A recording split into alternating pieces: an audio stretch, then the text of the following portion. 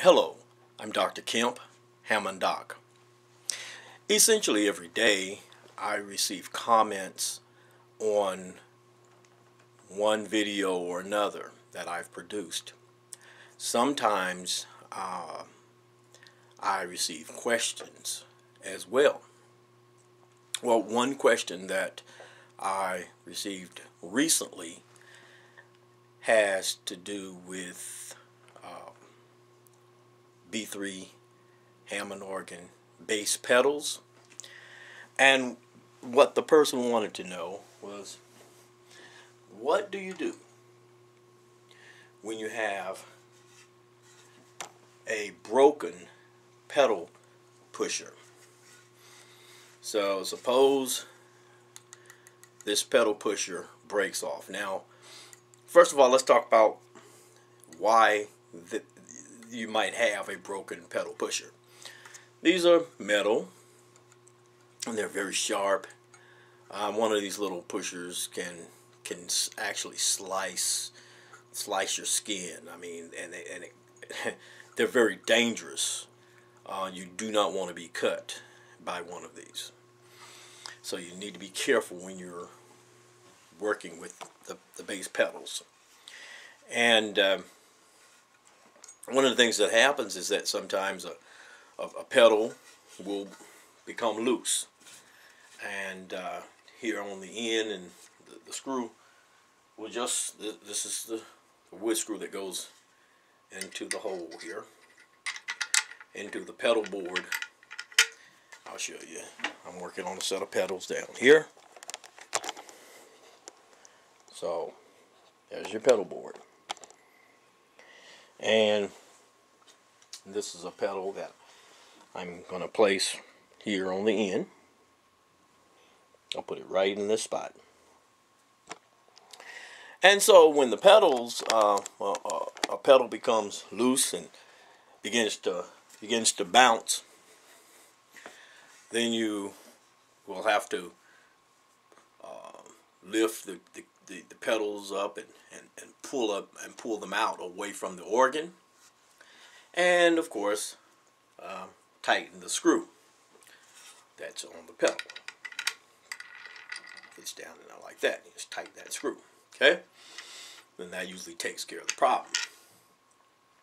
But then when you go to put the pedals back, if you're not trained and experienced in doing that, or you don't know how to do it, and no one has ever shown you the proper procedures for replacing bass pedals, it's very easy to push the bass pedals into try to replace them or put them back in the right place, or find the right or proper placement for the bass pedals, and in doing so bend some of these pedal pushers, one or more of these pedal pushers.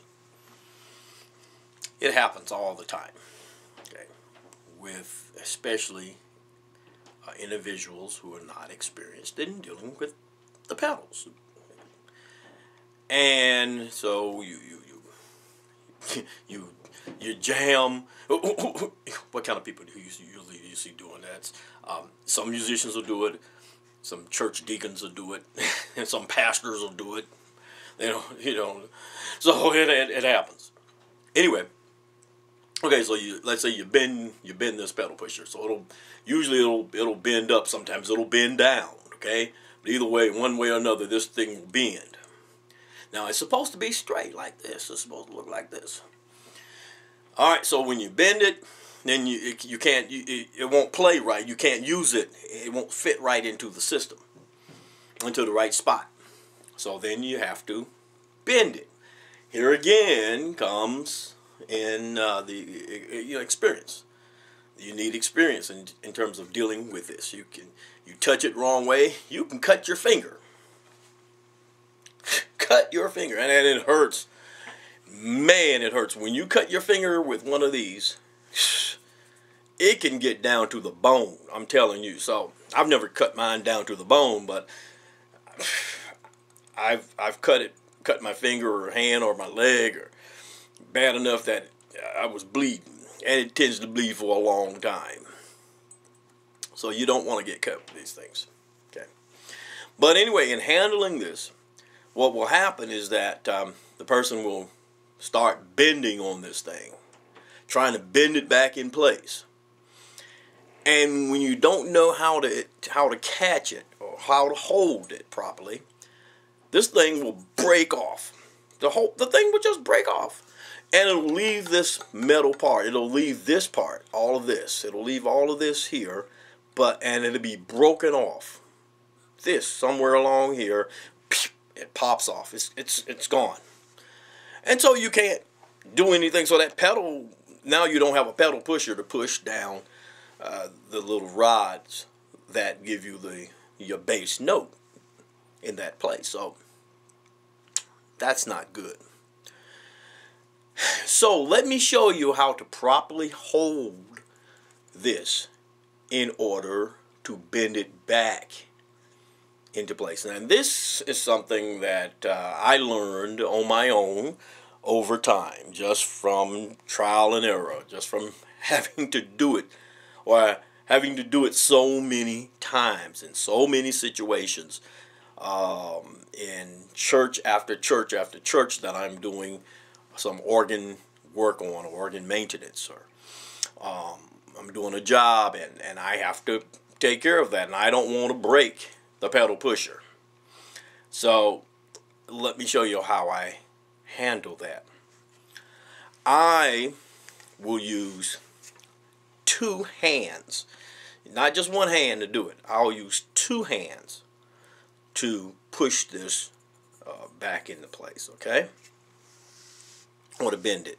So I'll take one hand and I'll hold it in this area here, which is right at the joint. So this is a weak place. Let me see if I can point to it. What I'm talking about is right here is a weak spot, because it's where this and this, in other words, there's no more support for the pedal pusher at this point. It's where the support stops. Now here, the pedal pusher, let me show you underneath the pedal pusher. See, you have this metal part supporting the pedal pusher up to about here. So you never get this broken. This doesn't break. It breaks here on up to here. This is where you start seeing breaks. And usually the break is right here. Okay, because this is no longer supporting it. So what you have to do is you have to put pressure at this point in order to stop this from breaking. So I'll put my finger there as a point of support for the pedal pusher. So I'll hold a finger, my thumb on top here, and this underneath, and so I hold it like this, and I might even just hold it like that. Okay. So I'll put some pressure on this too. So I'm actually holding the pedal pusher right now. See, you can see me twist it. I can hold the pedal. And then I will take my other finger, my other hand, the fingers of my other hand, and I will push this, gently. Sometimes I'll use basically I want to keep pressure here. I'm going to keep pressure here, and I'll try to use as much of my finger as I can on this, and I'll push it up, because this will break too. This little part will break, so I want to gently push it back and reshape it until it's straight, or push it down. Certainly I want to hold this as I push it down. Keep pressure here. That's just very important. Keep that pressure there. What people do is they don't put any pressure here, and they just bend this and it pops. Okay? So that's one thing I want to show you. Now, if this thing does pop, what do you do? There are couple of things, two things you can do if this breaks, because you're not going to get some glue and glue it back. You're not going to do that. It's not going to work. So there are two things you can do. One is that if you don't have a replacement for this, is you can move another pedal.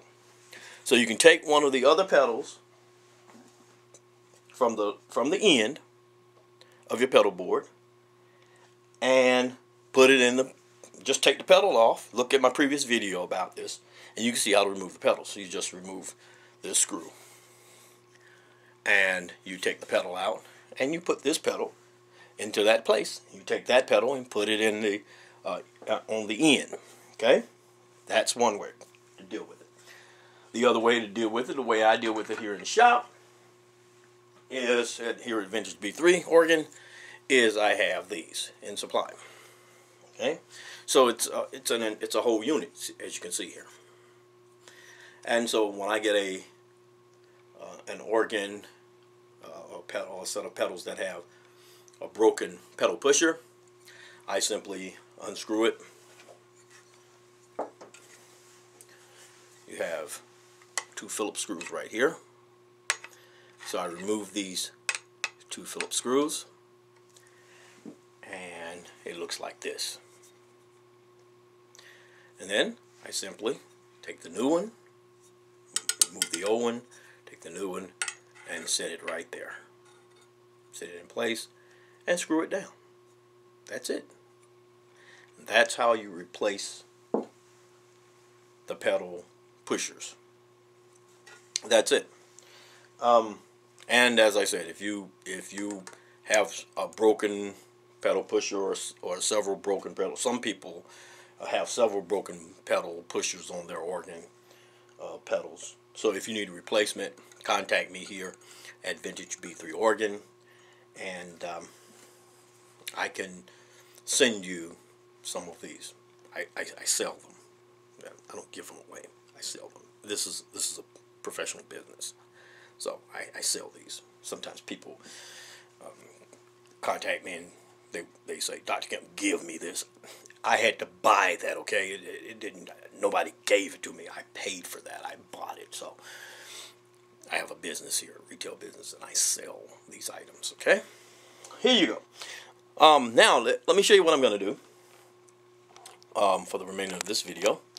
Is I'm going to go ahead and replace. I'll put this pedal pusher or this pedal back on the end. And the reason is, if you go back and look at the previous video, this particular pedal is warped, and for some reason, I don't know if it got wet or what caused it to be warped, but it is warped. So I moved it off of the end, or off of where it was in the pedal board, and took the one from the end and put it there, and now I'm going to take this one and put it on the end. Okay, so let's go ahead and do that in this video.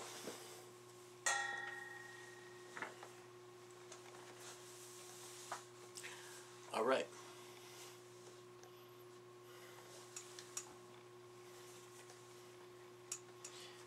Now before I do it, I want to make sure that both of these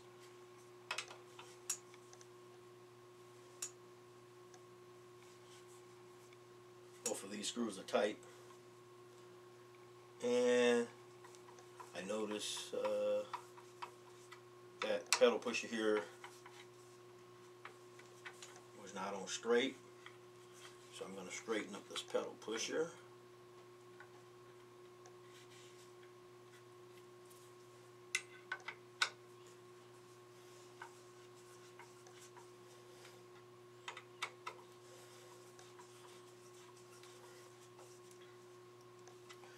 Alright, and as I said in the previous video, I checked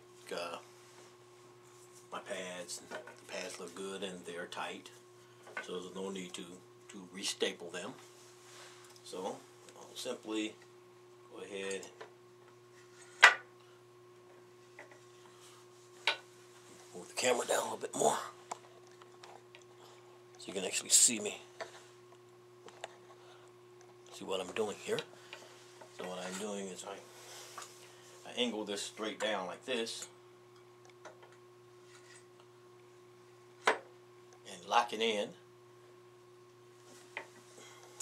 Then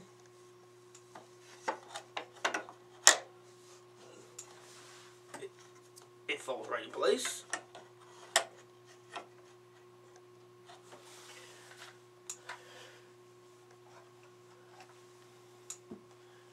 Then I use my 5/16 box wrench.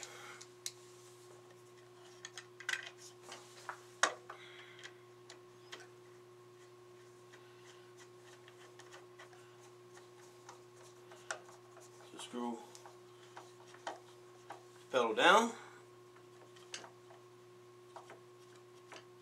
Okay.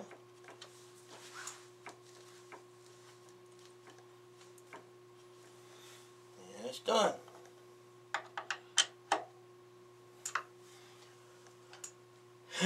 Okay.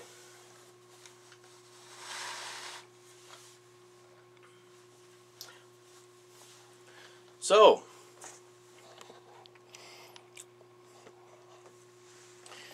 that's taken care of. And so before I put it back together, I just want to do one final check of the pedals there, and so that's why I'm just pushing them down. I noticed, I'll show you here.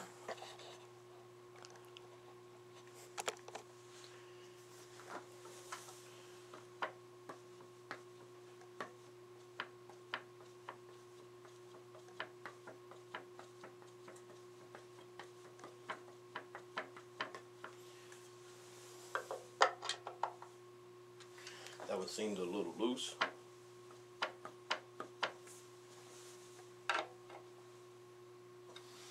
Okay.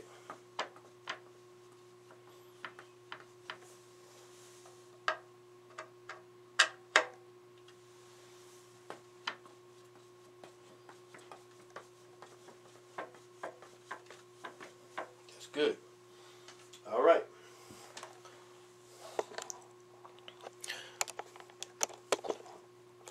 Okay, so